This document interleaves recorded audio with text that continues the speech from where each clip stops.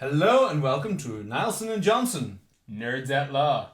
and this is our part 2 of us talking about our first experiences of Star Wars. And our continued experiences. So if you... Yeah, this is very true.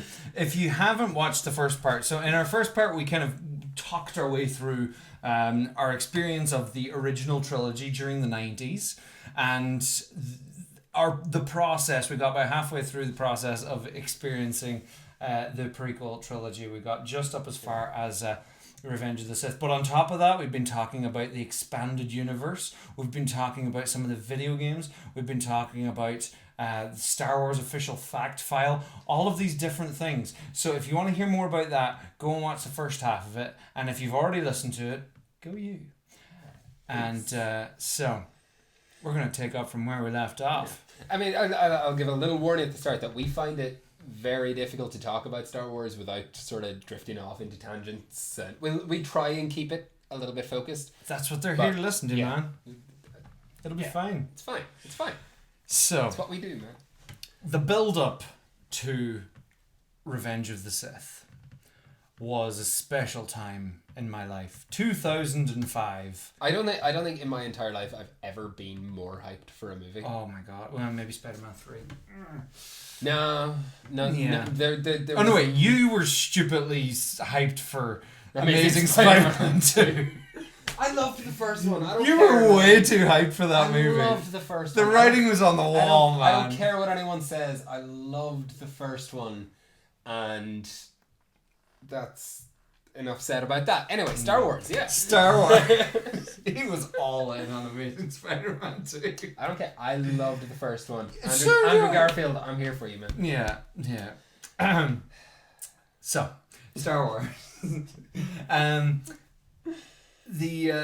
So the build up to Revenge of the Sith.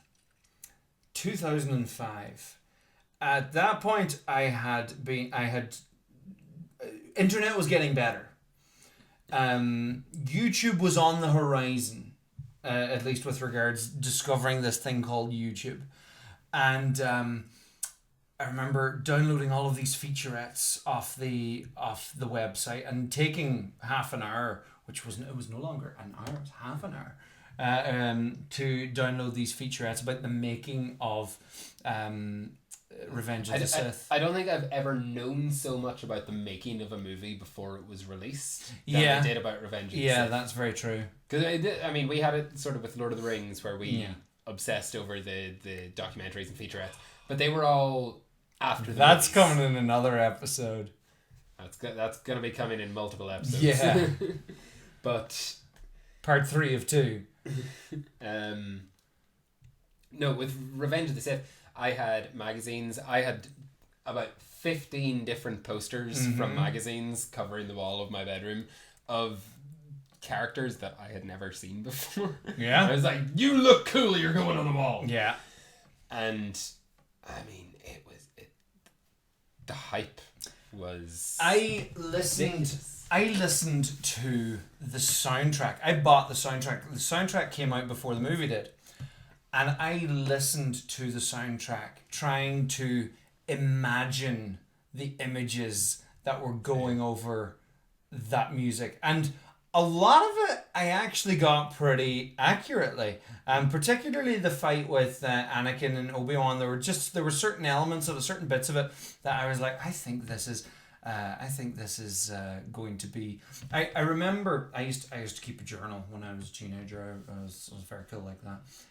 Actually, no, I'm going to backstep on that. It was very cool. It was really, really effective. Helped me keep creative. If you keep a journal, go you. I should keep a journal more often. If you don't, you should feel bad about yourself. Like I feel bad about myself. So I remember writing down some of my predictions about Revenge of the Sith musically, because I am that cool. And I was that cool of a 16-year-old. Hey, you were cool. I was cool to you. Yeah. I was cool to you. Do you know why you were cool to me? Because you were a year older than me and you were still into this stuff, so that made it okay for me to I was cool to you. Not to anybody else, to you. No. Oh dear. And And so and I remember writing a prediction going, I blah, blah, blah. I know that the music of the final fight between Anakin and Obi-Wan is going to involve the Imperial theme, the dun dun dun dun dun dun dun dun dun, which has since become conflated being the Darth Vader theme. Thoughts. And there's that, and then there is so I said it's going to have the Imperial theme. It's going to incorporate Duel of the Fates in there somewhere, and it will create an entirely new piece of music to go along with it. And I was bang on. I mean, like when you think about it, it's not rocket science to predict that, but I was still like, I mean, for a 16-year-old, that's not bad.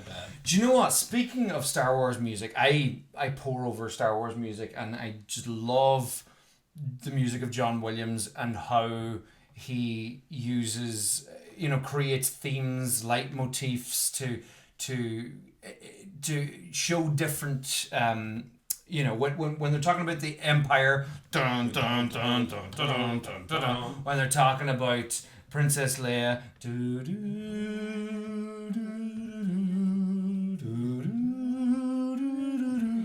etc., etc. Yoda, Okay, you don't have to yell. Etc., etc. So something that somebody had pointed it out online, and it was because I have analyzed these themes a lot,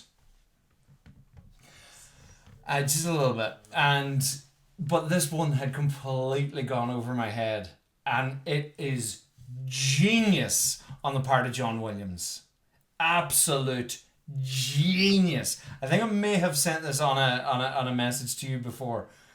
So the celebration music at the end of Phantom Menace, the etc., etc. Well, on top of that, there's these kids singing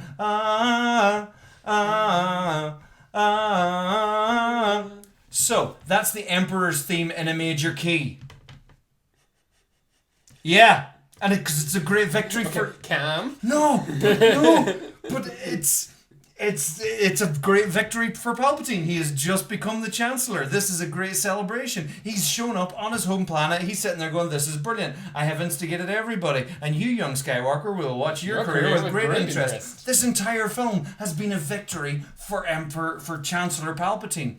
And that final victory music is la la la la la la la la la la. And for anyone who doesn't know, for the kids at home, the Emperor's music is la la la la. Oh, trying to do it after doing the major one now.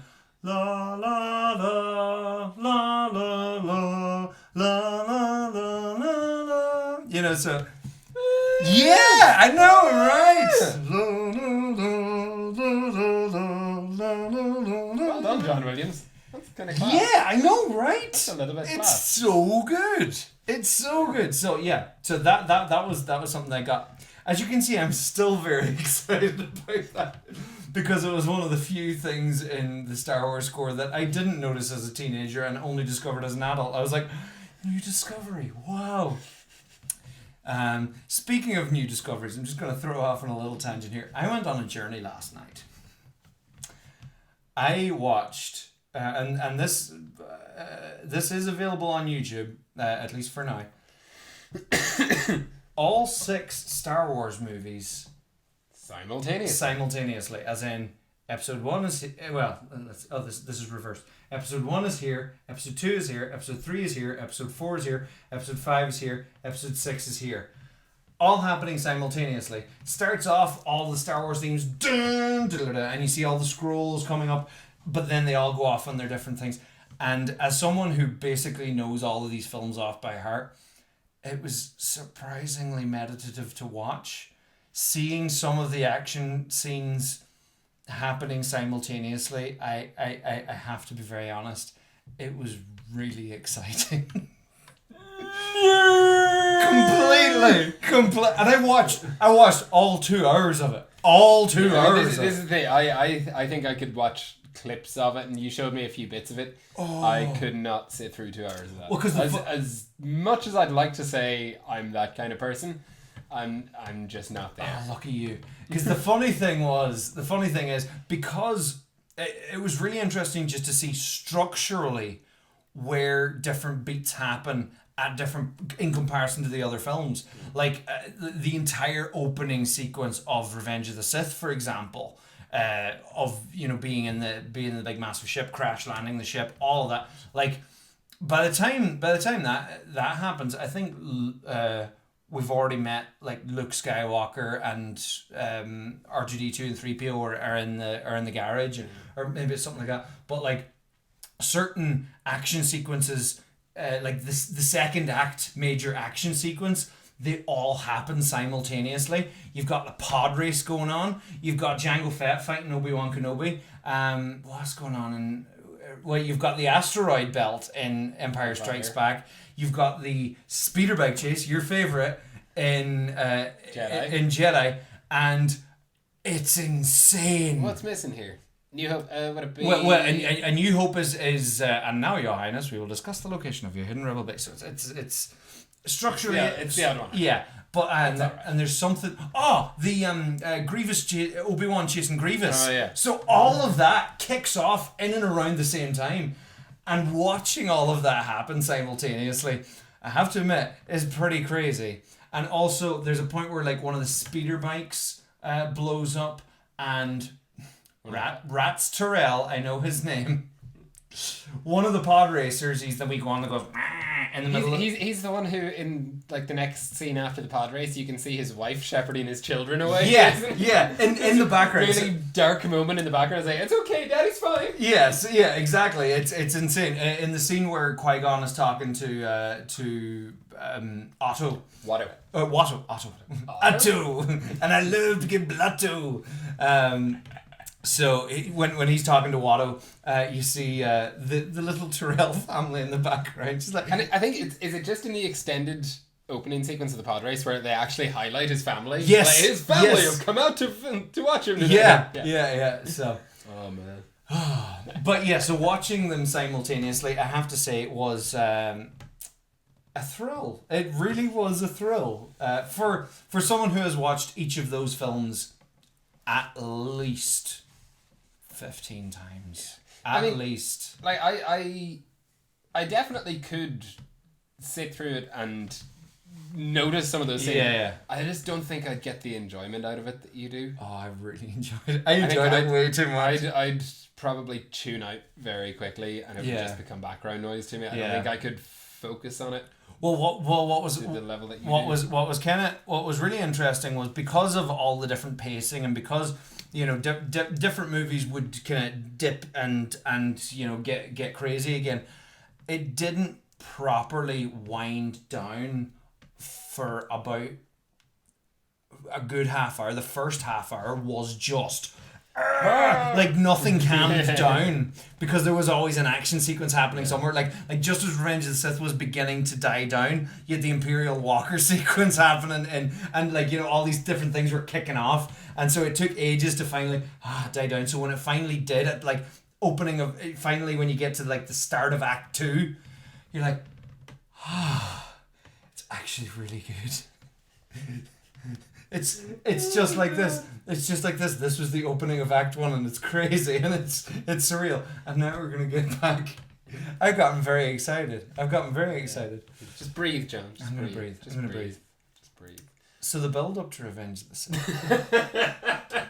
So listening to that soundtrack, and then I got the novel.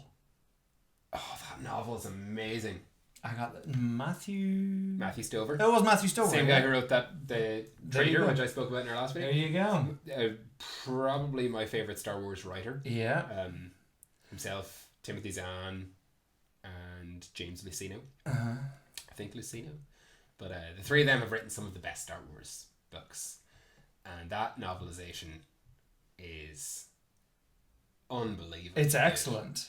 It's just the descriptions of he has such an odd way of writing some of the descriptions in It's almost like he's writing in the second person. Is that it?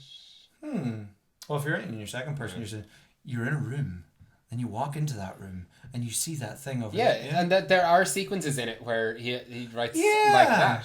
I think so. And it's so good. Yeah, so good. I remember. Well, it was funny because it actually, having read it first, watching the final film, it almost felt like an adaptation of the book. But of course, there were certain lines in the book that were omitted from the film, or there were certain scenes that played out slightly differently in the final film. Some of which I prefer, some of which I don't. But I remember the amount of puns. Oh, yeah. Whenever Anakin comes in to kill all of the separatist leaders, he's like, Lord Vader, may I be the first? Yes, you will be the first. Stabs him. And he's like, the war is over. Lord Sidious said you would leave us in peace. It's like there was a garble in the transmission. He said you would leave you in pieces. So bad. But there's some great great moments in it as well. Yeah. Like when Obi-Wan comes to face General Grievous. Yes. And Grievous said, "You fool, Count Dooku has trained me in your Jedi arts." Obi-Wan says, "Funny. I trained the man who killed him." Yeah, that's right. I forgot about things like that were in the movie that and there was really great and really true to the characters. Yeah. The way those lines came in, they're written differently, but at the same time, and there was an entire explanation as to why the Jedi Council picked Obi-Wan Kenobi to be the one to kill General Grievous, because like in this his fighting style, his lightsaber fighting style was all based on defense. Well, not looking for openings. Looking for that. It was one so basic. Yeah. Basically, his version, it was the most basic, and because General Grievous had come up against so many Jedi masters and actually beaten them. Yeah. So so they were like, "How can we do this?" And they're like, "Do you know what? He just defends the whole time." So he's like, or even in the opening fight against Count Dooku, where they explain. Well, first of all, there's an entire scene between Sidious and Dooku. That's right. Where they frame it like it's Sidious and Dooku, and then just at the last moment, Sidious says, "Okay, now calm down. I have to pretend to be a prisoner here," and it's like, "Ooh, he's Palpatine." Obviously, what's funny is that book actually can work. So obviously it's an adaptation of the movie. Yeah. But it's actually the second book in a trilogy of books. That's true. So you have the Labyrinth of Evil, which is the direct precursor that leads straight into Revenge of the Sith. Which I didn't like because it completely contradicted my version of it, which was the Tartakovsky one. You know, I didn't like that. Yeah. You see, as I said, I was so deep into the books that was the one for me. Yeah. Even though I loved the Tartakovsky one, the Tartakovsky one for me was, oh yeah, this is cool. Yeah. But this is what actually happened. And then there's a third book, which I can't remember the name of. But Darth Vader, the early years. Essentially, yeah. Dark Lord or something. Something like that, wasn't it? It is something like that. I'll not bother googling. Yeah, you can Google it. It's a very good book. But it is essentially Darth Vader, the early years, and Darth Vader adjusting to what his life is now and what his body is now, and hunting down some of the surviving Jedi, and it's great. And it works really well as a trilogy of books. It's really good. What I find quite interesting, and I suppose this before we finally get do you know what? Let's dive in. So I had been waiting for ages. I had been what is it? The 8th of May? Pretty sure it was the 8th of May. I remember the video game, the PS2 video game came out on the 5th of May. And I think the film came out on the 8th of May. Or possibly the 16th. Whatever it was. I think the game was earlier than that. No, the game was definitely the 5th of the 5th. I remember that. Okay. The 5th of the 5th of the 6th. The 5th of the 5th of the 6th? The 5th of the 5th of the 6th. 5th of the 5th of the 5th? Yeah, because I'm pretty sure I played the game. I finished the game before I watched the movie. I hadn't read the book, but I had played the game. The game came out, and because it had some clips from the... Yeah, and that was the only reason I played the game. That's a really broken game. by the like seeing the verses.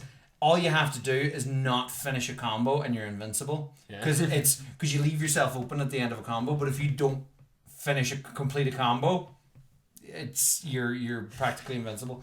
It was a fun game. Yeah, it was quite a well made game for the most part. But I was waiting for years for this date, and there was a radio competition on 2FM, the Irish radio station, and every day that week they would give a clip from the Star Wars, and you had to give the next line, and you'd ring up and do it, and you'd do it in the voice, or preferably do it in the voice. And the Monday came, and the line was "It's now wise to upset a Wookiee, but sir, nobody worries about upsetting a droid. What's the next line?" And this guy from Dublin, "That's because droids don't pull people's arms out of their sockets when they lose. Wookiees are known to do that." And so I was like, "Oh, that's not fair. He didn't even do the voice." And so the Tuesday came. "Thank the maker. This oil bath is going to feel so good." And I rang them up. "I've had such a bad case of dust contamination, I can barely move." And I won. No, I entered that competition as well. Yeah. The next day, or the day after, it was a Yoda line. Yeah. And it was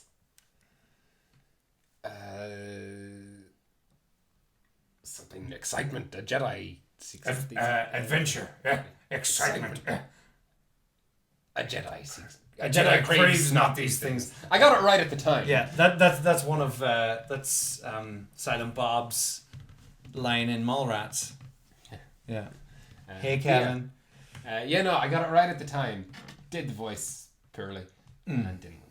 Oh, God damn it. Yeah. We could have gone together. So as a prize, you won an early screening of Revenge of the Sith. I had been waiting for Thursday for so long, and all of a sudden I got to see it on the Saturday down in Dublin. So me and my dad went down to Dublin, and we got into the special press premiere screening or whatever it was, and it was full of Star Wars fans. It was in the Savoy Cinema in O'Connell Street, in this massive screen, this huge big auditorium. Now sadly they've actually chopped it now into 2 or 3 screens, because it just wasn't economic, which is fair, but it was such a beautiful cinema.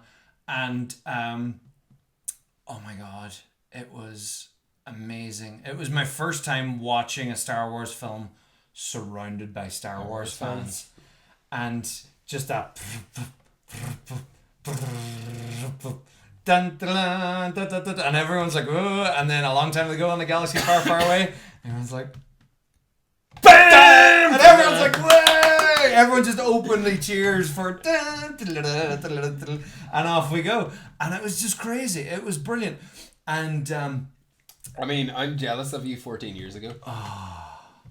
It was so good. And the film then went on to be pretty damn awesome. It is by far the best of the prequels, and to this day, controversial opinion, I prefer it to Return of the Jedi.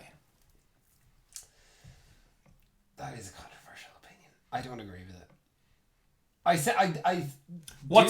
do see where you're coming from. What's the best bit about Return of the Jedi? The performances. The characters. Okay. They're just not as good in Revenge of the Sith. No, okay. And that's because I know what your argument is, because we've had this discussion so many times. Yeah. That there's so many similar elements. Okay. You can so my argument is that, so in Return, my favorite bit of Return of the Jedi is Palpatine. And all of the, I can feel your anger, take your Jedi weapon, use it, strike me down with all of your hatred, and your journey towards the dark side will be complete. And all of that. And Revenge of the Sith has all of that. And more. But he's just not as good in it. He's not. He is a bit hammier. That's fair. He's hammier. He's cartoonier. In Return of the Jedi, he feels like a villain. He feels like you should be scared of him. And I think it's partly to do with the makeup. The makeup. The makeup's a wee bit kind of squidgy almost, whereas the original just looks crumbly. The original looks like he's literally falling apart. Side note, I really hope they do some really cool digital augmentation on him where like he's basically like a zombified kind of thing in Rise of Skywalker. We'll get to that though, but just as a side note, we'll come back to that. We'll come back to that. Because I do want to talk about that, because that actually will have a thing to do with my opinion of the prequels in general. Okay. But yeah, the makeup in Revenge of the Sith, it looked like prosthetics. It looked like rubber stuck to him. I mean, and on top of that is that he didn't feel menacing. He felt like a cartoon villain in Revenge of the Sith to me. Okay. His fight with Yoda, where every so often it cuts to him holding a lightsaber. And okay, that's fair. I'll give you that. But I suppose in a lot of ways I was probably thinking that General Grievous out-hammed him in that movie, so I kind of see less of that. There's a lot of ham in that movie. There is a lot of ham in that movie. I mean, Ewan McGregor, as wonderful he's as brilliant. He is, he's still hammy. He's so good in that. Another happy landing. I watched. I only just recently. I'd been meaning to watch it literally since 2005, but I only just got watching Long Way Round, which was it's great, isn't it? Oh, it's so good. It's the motorcycle. I just said motorbike. I'm married to a Canadian. I can have all these North Americanisms stray into my phrasing. I probably would have said motorcycle. Yeah, and so they drive motorbikes entirely around the world. Ewan McGregor and Charlie Berman, and they had just finished. He had just finished working on Revenge of the Sith, so it's actually quite funny watching it. Knowing that, and occasionally like little Obi-Wanisms come out, and you're just like. You can tell that Ewan McGregor thoroughly enjoyed being Obi-Wan Kenobi, and even to this day, when he's thoroughly enthusiastic about coming back to being Obi-Wan Kenobi, I think he was the best. He was one of the best things. Everything Disney has done with Star Wars, good, less good. I have not been as excited for anything as I am for the Obi-Wan TV series starring Ewan McGregor. Yeah. I feel that makes me feel like a child again. Yeah. I mean, I'm so excited for Rise of Skywalker. I'm so excited for The Mandalorian. Yeah. But I'm excited for Rian Johnson's trilogy. Yeah. Whatever people may think of The Last Jedi. Yeah. I think he's amazing. And he directed some of the best episodes of Breaking Bad. He directed The Last Jedi, and whatever people may think of certain plot aspects of it, it's a beautiful movie. It is. We'll get to that. Yeah. We'll get to that. We'll put a pin. We'll put a pin in The Last Jedi. So, one moment. Well, I mean the Order 66 moment. But hold on. You're still trying to explain why you think Revenge of the Sith is better than Return of the Jedi. Okay. And I'm not letting that go. Oh, fine. Okay. So my theory, or my thesis is the word that I was looking for. My thesis is that one of my favorite bits about Return of the Jedi is Palpatine, and Revenge of the Sith also has a lot of Palpatine, and Palpatine wins, and Palpatine fights against Yoda, and he's he finishes the movie laughing. He's and I mean that sequence in the Senate where they're literally throwing this. So I threw the Senate at him. Yeah, exactly. The whole Senate. True story. Oh God. Oh, that was so good. Good robot chicken. Amazing. What the hell's an aluminum falcon? Oh, I'm sorry. What was it? What was it? I'm sorry, I expected my Dark Lord of the Sith to be able to stop a bunch of teenagers from blowing up my battle station. It's only... It wasn't even fully paid off yet. Yeah, it's only 2 meters wide. Anyway, side note. But yeah, so it has all of that. That sequence actually in the Senate, that was actually partially storyboarded by Steven Spielberg. Yeah. As was the chase between Grievous and Obi-Wan. I didn't know that. Yeah, and when you see a couple of those shots, particularly a lot of those, shots where it's just swinging past them, straight out of Temple of Doom. Yeah, Straight out of Temple of Doom. Funnily enough, another side note, speaking of Steven Spielberg. So, aspects of this story may be marginally inaccurate, but on the most part. So don't take anything we say as gospel, unless it's specifically about our own experiences. Chances are we're getting things a little bit wrong. So George Lucas was a member of the Film Directors Guild in Hollywood or whatever it was, whatever guild it was, and making the very first Star Wars movie. At the time, the thing was that you had to have opening credits. Show everybody who made the movie and then have your movie, which is why so many movies up until 1977, they all have this elaborate opening credit sequence, And George Lucas was like, "Well, no, I don't want to do that. I want to have the opening crawl." Okay, Kermit. Yeah, well, he sounds like Kermit a little bit. He he wanted the opening crawl, and so he did it, and they fined him for it because they were like, "No, you have to have all the credits at the start." And so Empire Strikes Back comes around, and which he basically managed to fund himself. But he was still a member of the guild at that point, and they said, "No, don't do it, George." And he was like, "No, but it has to be like the first one." And so he did it again in Empire Strikes Back, and they said, "Well, we're going to fine you again." He was like, "Fine, take my money, but this time I'm going to leave the guild." And so he left the guild. And because of that, for whatever reasons, is the way the studios and all of that stuff worked, his first choice for director for Return of the Jedi, Steven Spielberg, couldn't do it. Could you imagine Return of the Jedi directed by Steven Spielberg? I mean, like, this is Steven Spielberg in his heyday, right off the back of Indiana Jones, which also he was with George Lucas. But how they managed to do that one and not be able to work on Return of the Jedi, I'm not sure. But could you imagine Return of the Jedi directed by Steven Spielberg? I mean, yeah, but at the same time, it would have been a very different movie. Oh, it would have. I love Return of the Jedi. Oh, don't get me wrong. This is nothing against Return of the Jedi. I mean, I'd love to see it. I have to say, Return of the Jedi want it. Return of the Jedi has some major pacing issues. That's my big problem with Return of the Jedi. I find the first while when they're on Endor, I just find it kind of dies a death a wee bit. So again, back drawing it all the way back to my initial thesis. So I just love all the dark sidey wonderfulness of Revenge of the Sith. Yeah, like it's just not better than Jedi though. It's just not. Do you know what? The more I think about it, I'm probably starting. I'm starting to agree with you. And I suppose this is probably just an old opinion that I have held on never to. Let go of. That I've never kind of stopped. Because I mean, don't get me wrong. I see, and I remember the first time we had this conversation. Yeah. It's probably 12 years ago. Yeah. Your point was, you have Ewoks. To hell with your Ewoks. We have Wookiees. Having a big fight. And actually putting up a fight rather than just throwing rocks at them.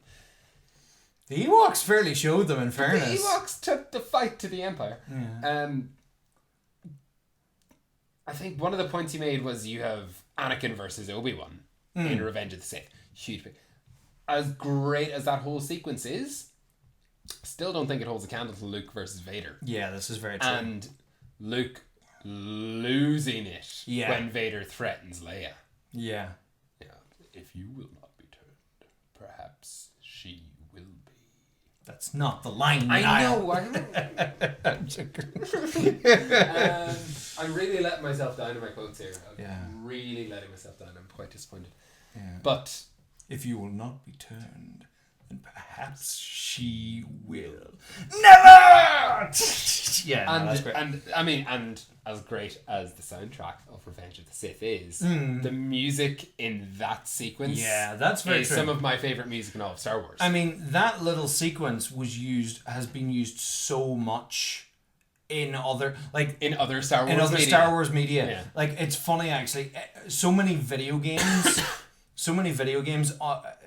just recycle the same little clips of Star Wars music over and over again. Yeah. That's what was cool with Shadows of the Empire in '96 was they actually was all original. What was his name? Something McFeely. Stephen McFeely, I think. Or no, he wrote Avengers. No, it's a different McFeely. Yeah. Was it Stephen? No. Was he Stephen? Well, it's Marcus McFeely. Sorry. No, Marcus and McFeely. Marcus McFeely. I think it is Stephen McFeely. Edit this out because that's probably wrong. Anyway. No, we're leaving that in. So someone McFeely anyway wrote an entire score to a novel that ended up being partially used in the video game anyway, in the N64 video game. But it's beside the point. Back to Revenge of the Sith. We're really not. I warned you about the tangents. Yeah, we're really not getting past Revenge of the Sith here. So Revenge of the Sith. As it stands, we're gonna have an hour on Revenge of the Sith. No, we're not. And I'm fine with that. Yeah, this is true. Yeah. So Revenge of the Sith. Back to Revenge of the Sith. We get to that moment with Order 66.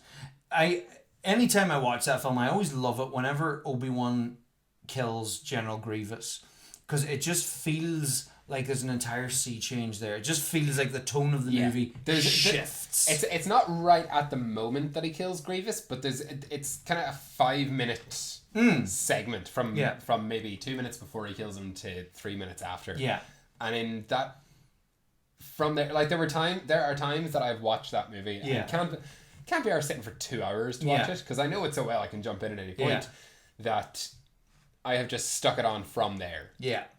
Or I'll stick it on from Mace Windu and the Masters walking in to confront Palpatine, because it's from there on that it just goes bam, bam, bam, bam. I mean, I still I don't know what they were thinking with how easily those 3 Jedi Masters go down. I mean, I do.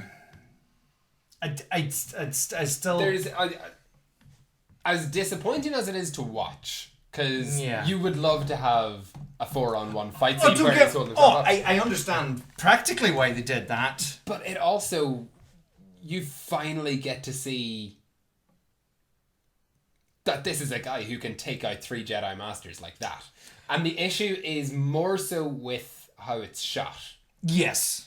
Because it kind of just looks like he just walks up to them. You know, he does his little spinny jump. Yeah. And then it just looks like he walks up and goes, oh, you're dead, and you're dead, and you're dead. And that's my problem. It's like the first 2 guys. The idea behind it is great. Yeah. That Palpatine can just go, oh, you're dead, and you're dead. But literally... I mean, Ian McDiarmid was how old? Yes. Like, one of the guys is literally standing like this when he gets stabbed here. Oh, you're dead. You know, like, he doesn't even try. Like, one could argue, he was dark-siding him. He was using the Force to freeze him in place, or he was moving incredibly fast, or whatever. It doesn't look like it. It looks like, you know... Anyway. But I'll give you that. And so, Revenge of the Sith. Back to Revenge of the Sith. We're still on Revenge of the Sith. I know. I mean, I remember watching Order 66 for the first time, and I cried. I still get teary. It's been nearly 15 years. I still get a little bit choked up. It is. I think particularly because... You know, at that point, when I was a teen, like, I knew the name of every single one of those, particularly Ki-Adi-Mundi. Ki-Adi-Mundi, Plo Koon, Adigalia. Is it Adigalia? Aayla Secura and... Adigalia was on the... Adigalia was on the speeder bike. But was it her? There were 2 of her kind of alien... Oh, yeah. I can't remember the other one, but I think it was Adigalia who died in Order 66. Yeah. But yeah... Yeah. I get it. Yeah. And I mean, and the way what's that funny sequence is is shot. if you watch it and you're not a Star Wars fan, you're like, oh, who are these guys? Like, Yeah. I've seen them in the background, but like, I don't really care about these guys. But no. But if you've watched all the extra stuff and read the books and read the comics and watched the Clone Wars and Ki-Adi-Mundi! Yeah. What about the droid attack on the Wookiees? He cared about the Wookiees.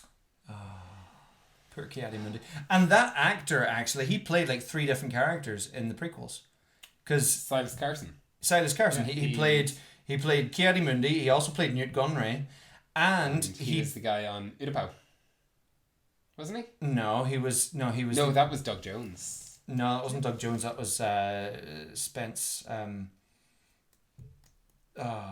Silas Carson. He was one of the pilots in the very, very first. Where you actually see, he's the captain. Look, that's him. Shields up. And that other lady was Bruna Gallagher, Derry's finest. But yeah. So what was Bruce Spence? Bruce Spence, who has been in the part 3. He was in part 3 of 3 major movie trilogies within the space of like 3 or 4 years. He was in Matrix Revolutions, he was in Return of the King, the extended edition at least, and he was in... he was the Mouth of Sauron and the Train Guy. Yeah, I think he's called the Train Man. Yeah, the Train Man. Train Man, yeah. So that's what they wanted. Wow, I remember quotes from that movie. Wow, and that's a movie that doesn't even exist. What movie? Exactly. So, Revenge of the Sith. One bit that I will always remember watching it in that first screening of the Savoy was the silence as Darth Vader's mask is being lowered down. And just that, because you know the sound effect, you know how that sound effect works. You've heard it in Empire Strikes Back. You know that sound, and that wee high pitch, and you know it's coming. Everybody's waiting for it. And that first time watching it, it felt like that silence lasted an eternity. And the whole audience was like, oh. It was so good. It was chills, literal chills. Yes, and I'll never forget it. I will never forget just that moment. And it was. Thanks for that moment, man. And it really was. It was something special. You know, you knew watching that where you were just like, this is something special. Yeah. You know, as the years have gone on, I mean, it's not the greatest movie ever made, but it is so watchable. 100%. You know? The opening sequence in particular is just a really fun half hour. Bar the iconic opening of the very first movie, Episode 3, hands down has the best opening sequence. Yeah. No, but what I was gonna bring this if we got to it in your comparison against Jedi. What I was gonna bring up is the opening of Revenge of the Sith is brilliant. The opening shot is fantastic, and the whole opening half hour is really, really good. What I love about the opening of Return of the Jedi is that first half hour to 40 minutes when they're on Tatooine. It's almost like it's completely separate from the rest of the movie. Yeah. And you're getting to see your favourite characters. Have a little fun. A little Star Wars adventure. Just have a little adventure for half an hour, 40 minutes. It's like an episode of the Star Wars show. Yeah. Before they go off and do the big thing. That's fair. But it's really fun. Yeah. Yeah, no, that's very true. And they're you know, it's like this whole heist that they've got planned. But you haven't seen the planning of the heist, so you don't know what everybody's doing. But it's the first time that they're all in their own roles where they're comfortable, where we know them. Yeah. You know, you're getting to see Leia be who she's always kind of tried to be. The slave girl in a bikini. the badass that's Leia. Very true. That's very true. You're finally getting to see Luke be the Jedi. Yeah. You're seeing Han be the comic relief. Yeah. That he's always It's alright, I been can so see a lot better now. Yeah. And, you know, he is the comic relief to an extent. He's Yeah. he's a main character, but he's always been hilarious. Yeah. and he's playing into the funny aspect while still being a badass and saving Lando even though he's blind. Speaking of Han and Luke in Jabba's palace, that will always be one of my favourite, most subtle Star Wars references in any media, is the very first episode of Spaced. The first time I watched it, it flew me by, and I was like, was that a Star Wars reference? And it friggin' was. When they're looking for a new flat, and he comes in and he says, how we doing?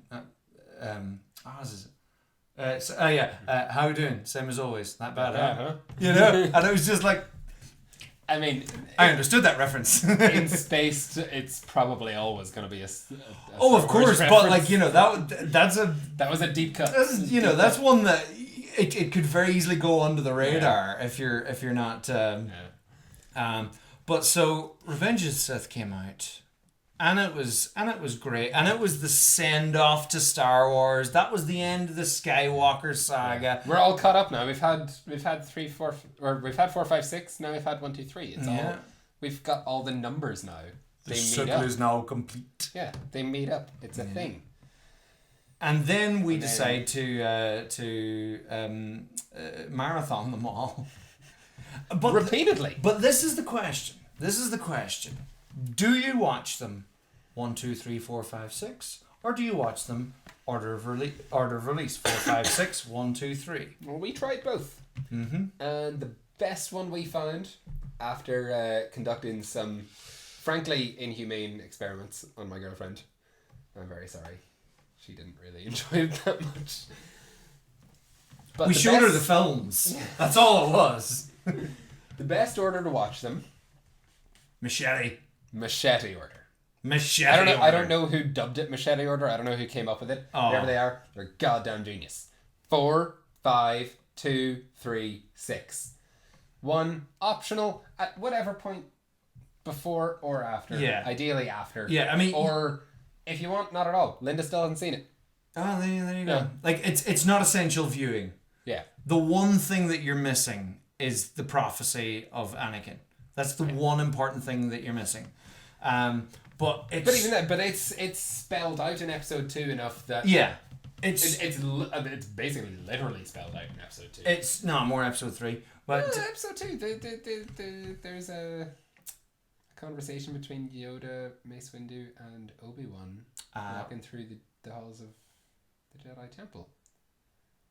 Yeah, I was saying, that he's become arrogant, but do they talk about the prophecy there? I think they don't necessarily mention the prophecy. They essentially there's a scene between the three of them in Revenge of the Sith on the airship. They basically spell out that he's important. He's going to save us all. So basically, it's what's so good, because there are certain flaws to watching them in chronological order: 1, 2, 3, 4, 5, 6. Because my big problem with watching that, if you're completely new to it, it doesn't really... Episode 1 does not explain itself particularly well.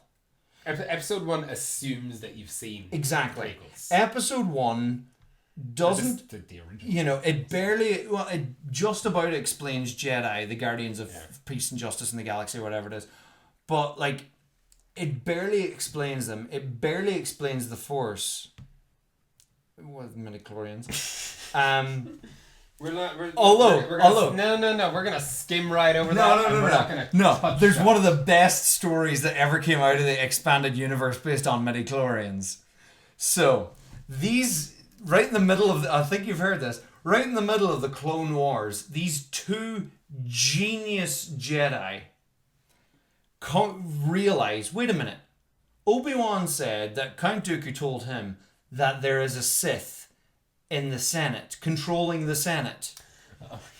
So let's just give everybody a blood test. Let's just check everybody's midichlorian count, and we will instantly find who the Sith Lord is. Who should we go to tell about this? I know, let's go straight to the top. Chancellor Palpatine? We think we should do this. And Chancellor Palpatine's like, yes, that's a really good idea. Do you know what? I'm leave it with me. I'm going to do it. And not too long after, these guys get sent to this planet on a ridiculously impossible mission, and they both end up dying. And Chancellor Palpatine, funnily enough, didn't end up following up on that midichlorian count. Oh. It's so good. But yeah, so episode 1 doesn't explain itself as well. As well as episode 4 does, as well as A New Hope does. Yeah. It's so well self-explanatory. It's the reason why it kicked off the massive franchise that it is, the massive phenomenon that it is. The way that it explains the Force, it is an energy field that surrounds all living things. It's generated by all living things. It teases things as well that you see in the prequels that you fought in the Clone Wars. Yes, you're like, ooh, what are the Clone Wars? And people literally spent 20 years wondering what were the Clone Wars were. There were novels that kind of got them completely wrong. Yeah. I say completely wrong. They were right at the time. Yeah. Retroactively, we're like, yeah. You read those books again, you're like, oh no, that wasn't a thing. No. But so you watch in machete order. You watch episode 4. You get your intro to the universe. Yeah. You watch episode 5. You get you know your characters. You get the dark ending. You get the no, I am your father. Yeah. Twist. You didn't know this was coming. Didn't know this was coming. Probably not. Because if you're watching it chronologically, you already know. But there is an element of the soap opera where it's not so much a case of oh, what? He's his father? It's a case of, oh, he just told him. He just found out, But it's not. But it works better as a twist. It works better. But what the thing is, if you're watching it chronologically, Luke finding out is still... It just doesn't wash over you the same way it does. Oh, yeah, exactly. Exactly. Sorry, the words got away from me there. Yeah. But anyway, so you get to the end of Empire Strikes Back. You've got the really dark ending. Cliffhanger. Luke's lost his hand. Hands in carbonite. Vader's his dad and he's losing his mind. Bam! Flashback time! Oh, yes. Back to the Clone Wars! And it's so good. And you get into it because, because you haven't heard the name Anakin yet, because the name Anakin shows up in Return of the Jedi. Yeah. But you assume, okay, he's Skywalker. This has to be. Yeah. It's Skywalker. He's being trained by Obi-Wan. Yeah, so you're watching episode 2 and 3 with the knowledge of how things are going to pan out, which is how the world watched these films. Yeah. But with the added bonus of watching Revenge of the Sith right before Return of the Jedi, because those two films work so well back to back. But you also get a much better delivered twist at the end of Return of the Jedi, or at the end of Revenge of the Sith. Yes, that's right. There's a new twist. Because Revenge of the Sith reveals in this order that Luke and Leia are twins. Yeah. And it's a much better out of the left field. It really is. Than the way it's done in Return of the Jedi. That's very true. Because in Return of the Jedi, it's, oh yeah, you have a sister. Oh my god. It's who could Leia. it be? Is it Mon Mothma? He's like, Leia. Yeah. Yeah, it's just, oh yeah, it's Leia. Yeah. Whereas Revenge of the Sith, if you haven't seen these movies before, if you don't know, because you don't know she has twins. If you don't know who these characters are, it's twins. You're like, what? Who's the twin? You're like, is it Han? Is it Chewie? Is it TK421? Is it Lando? That would be weird. Well, not really. I mean, James Earl Jones. That's a fair point. But yeah, like it's a great twist. And then you get the big finale that is Return of the Jedi. Yeah. And Return of the Jedi is a brilliant big finale. It really is. It packs real emotional punch. Yeah. Vader, and especially when you've just gotten to see in the flashbacks the human side of Darth Vader. Yeah. You've gotten to know him right before this movie. So it doesn't feel like as big of a turn in the character. It doesn't feel like as much of a flip when he sees his son getting tortured and throws Palpatine down a chasm. Yeah. Or well. And whether or not he says no is another question. He doesn't. He doesn't say no. He never said no. Even at the end of Revenge of the Sith, he didn't say no. It was just steam escaping. Yeah. But yeah, it works well. Give it a go. Experiment on people. Yes. Kind of fun. Yeah.